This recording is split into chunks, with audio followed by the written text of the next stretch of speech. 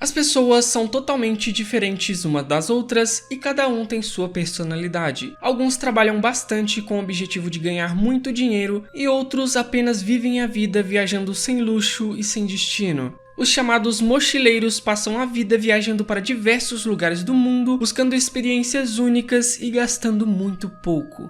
E uma das formas que eles usam para viajar é pedindo caronas na beira da estrada que eles pegam com qualquer um que lhes oferecer ajuda. E essa foi a maneira que o serial killer Ivan Milat encontrou de conseguir cometer seus crimes, oferecendo carona para mochileiros na beira da estrada. Olá, eu sou o Babushi e antes de iniciar esse vídeo eu queria pedir para você deixar o seu like e se inscrever no canal, pois assim o YouTube entende que você gosta dos vídeos que a gente posta e assim que a gente postar algum vídeo ele vai te notificar e aí você vai ficar sabendo e vai vir assistir, beleza? Então vamos ao vídeo.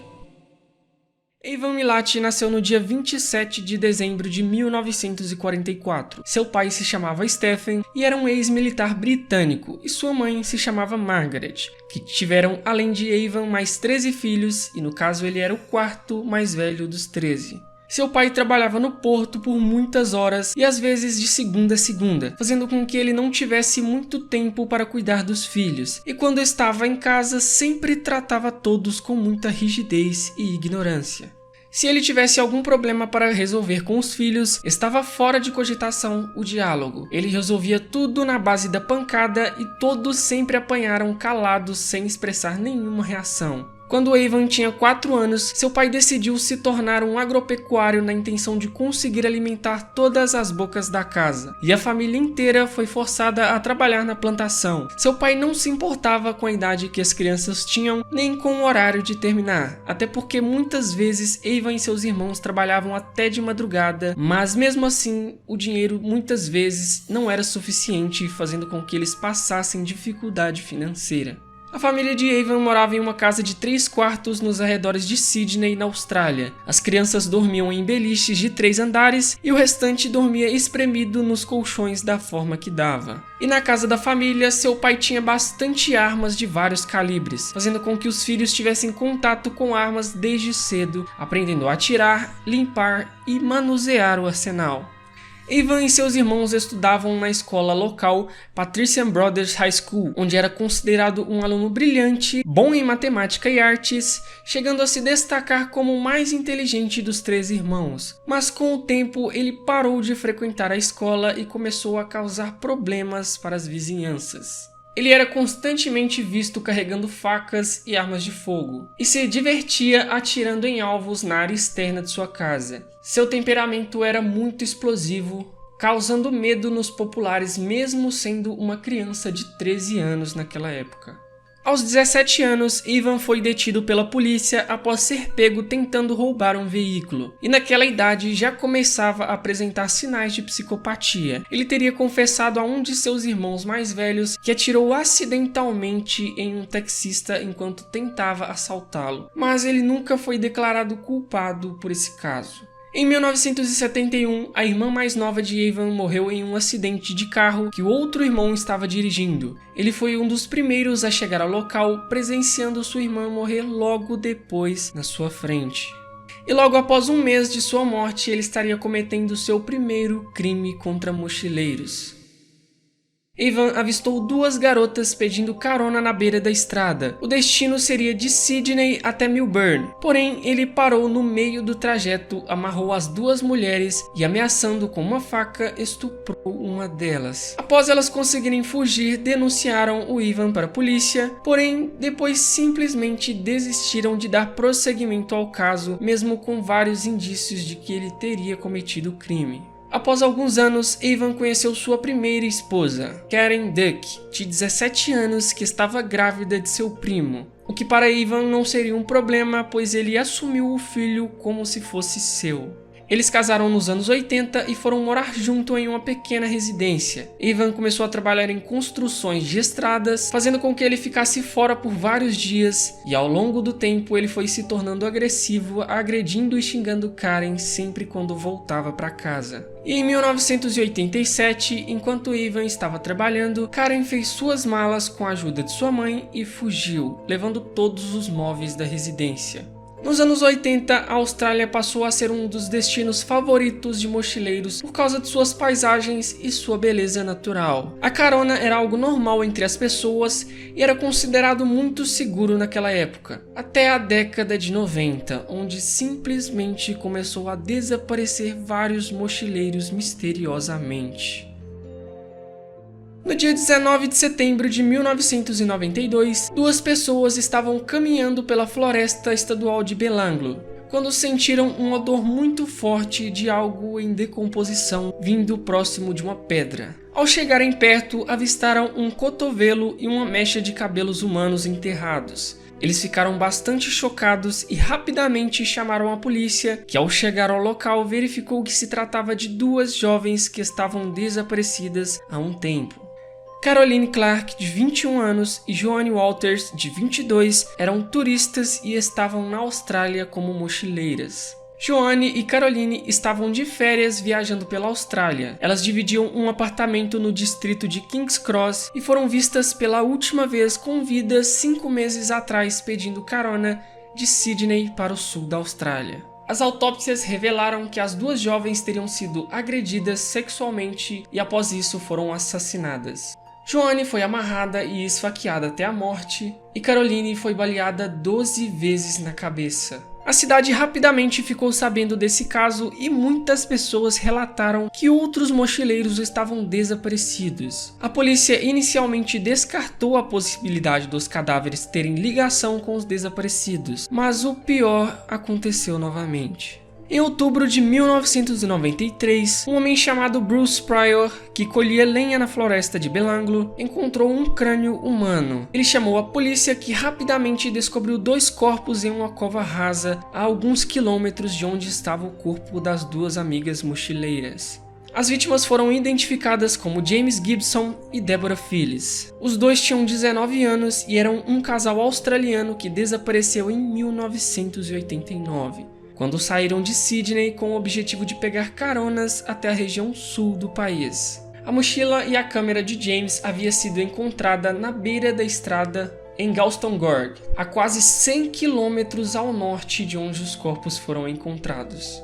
O corpo de James foi encontrado com diversos ferimentos provocados por uma faca de caça. Os golpes foram tão fortes e profundos que quebraram sua coluna e perfuraram seus pulmões. Já Deborah teve o crânio fraturado e a mandíbula quebrada, além de ter sido esfaqueada nas costas. Após novas descobertas, mais de 300 policiais passaram a realizar buscas na floresta. E no primeiro dia de novembro, encontraram o corpo de Simone Schmidl, uma viajante alemã que havia desaparecido em um trecho próximo à floresta em 1991. E a última vez que foi vista, ela estava pegando carona para a cidade de Melbourne. Seus óculos e seus equipamentos foram encontrados mais tarde em uma mata perto de Wangata. De acordo com o relatório médico legista, Simone foi amarrada, amordaçada e esfaqueada diversas vezes. 3 dias depois foram encontradas as últimas vítimas de Ivan, o casal alemão Anja Rebschild e Gabor Negbauer. O casal havia sido visto com vida pela última vez 10 meses atrás, antes do dia 26 de dezembro de 1991, quando eles pegavam carona da cidade de King Cross até Darwin. Suas mortes traziam todos os sinais de outro ataque sexual. Gabor foi aparentemente estrangulado e baleado 6 vezes na cabeça, e sua namorada estava nua abaixo da cintura. Ela havia sido decapitada e sua cabeça nunca foi encontrada. Naquela época, a polícia australiana sabia que tinha um assassino em série à solta. As fotos das vítimas que estavam na mídia trouxeram ligações de moradores locais que presenciaram as vítimas caminhando pelo campo ou pegando carona. Mas aparentemente ninguém teria visto o assassino, exceto Paul Onions.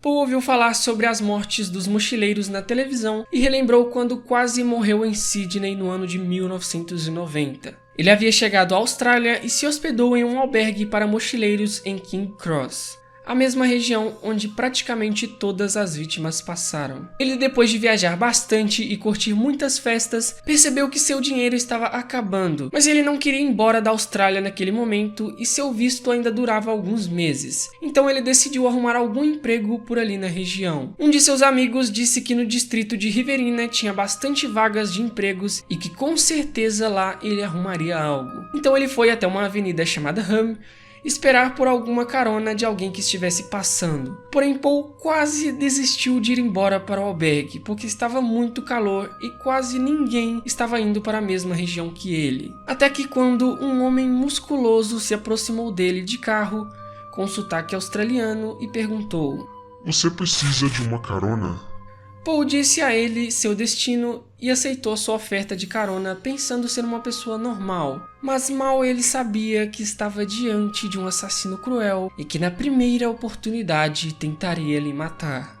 Os dois entraram na caminhonete com tração nas 4 rodas, seguiram para o sul, e a primeira coisa que Paul notou sobre o homem, além de seus músculos, foi seu longo bigode estilo Leôncio do Pica-Pau. Eles conversaram um pouco e o homem disse que seu nome era Bill, que no caso seria um nome falso, pois seu nome verdadeiro seria Ava. Ele aparentava ser muito simpático, sempre puxando assunto, perguntando sobre a vida de Paul, perguntas como de onde ele era e com que trabalhava, etc. Eles dirigiram por 1 hora e o comportamento de Bill começou a mudar. Sua forma de falar ficou mais agressiva e crítica. E no meio da tarde, depois de deixar a cidade de Mittagong, Paul notou que Bill estava agindo de maneira estranha, variando sua velocidade e olhando no espelho retrovisor a cada poucos segundos. Em um trecho da estrada, Bill parou no acostamento e disse que iria pegar umas fitas na parte de trás da caminhonete. E quando ele desceu, Paul viu que as fitas estavam debaixo do banco. Ele decidiu sair do carro também, mas Bill gritou para ele entrar de volta para o carro. Assim que eles voltaram para o carro, Bill enfiou a mão embaixo do banco do motorista e puxou um revólver preto apontando para Paul. Então ele anunciou que se tratava de um assalto. Quando ele ia puxar uma corda, Paul saiu do carro correndo em zigue-zague para não ser alvejado com tiros. Para sua sorte, estava passando uma van com 6 pessoas. A motorista Joanne Barry, que morava na região, pisou no freio e Paul conseguiu entrar no veículo e fugir. Paul foi direto para a delegacia e chegou a fazer uma denúncia na época, que obviamente não deu em nada. Após isso, ele voltou para a Inglaterra e quando ficou sabendo do caso dos mochileiros, ele rapidamente denunciou para a polícia e foi uma peça principal no início das investigações. Diversas pessoas chegavam às delegacias e várias delas citavam a família de Ava Milat. De acordo com as denúncias, os membros da família tinham um comportamento suspeito. As características de Ava batiam com a investigação, eles eram fanáticos por armas e praticavam caça na região da floresta. Após a polícia iniciar uma investigação sobre Ava, eles descobriram que ele havia sido acusado de estuprar 2 mulheres após oferecer carona na região da floresta de Belanglo. Eles verificaram também que ele trabalhava em uma empresa de manutenção de estradas, e coincidentemente o dia em que as vítimas desapareceram eram os dias de folga e férias em que ele não estava trabalhando, fazendo com que ele se tornasse o principal suspeito de cometer aqueles crimes. E em 22 de maio de 1994, a polícia realizou uma busca na casa de Ava, onde encontraram armas, munições e facas, além de um saco plástico com componentes do mesmo rifle usado nos crimes. A investigação constatou que o calibre das balas usadas para matar os mochileiros eram compatíveis com os rifles de Ava. Itens pessoais como roupas, mochilas, sacos de dormir e câmeras fotográficas que pertenciam às vítimas foram encontradas nas proximidades da casa de Ava, que foi preso naquele mesmo dia. No julgamento em março de 1996, Ava Milat alegou inocência e afirmou que alguém estava tentando incriminá-lo. Mas com a quantidade de provas que existiam, ele foi condenado a 7 penas de prisão perpétua, além de uma pena de 6 anos pelo ataque a Paul Onion. As autoridades acreditavam que Ava pode ter feito muito mais de 30 vítimas, pois existem muitos mochileiros que desapareceram naquela região e nunca mais foram vistos. No ano de 2010, Matthew Milat, que tinha 17 anos e era sobrinho de Ava, matou um jovem chamado David com machadadas na cabeça. O corpo foi encontrado na floresta de Belanglo, a mesma floresta que seu tio praticava os crimes. Ele teve a ajuda de Corrine Klein, de 18 anos, que estava gravando as cenas com os gritos e o sofrimento de David. Matthew foi condenado a pelo menos 30 anos de prisão e Cohen foi condenado a 22 anos. Matthew disse a seguinte frase quando foi questionado sobre o assassinato. Abre aspas, estou fazendo o que minha família faz. Fecha aspas. Esse foi um caso muito cruel, onde muitas vítimas morreram fazendo o que mais gostavam, que era viajar por aí sem destino. Mas pelo menos uma coisa podemos aprender com tudo isso. Você irá pensar 2 vezes antes de aceitar quando alguém te perguntar: Você precisa de uma carona?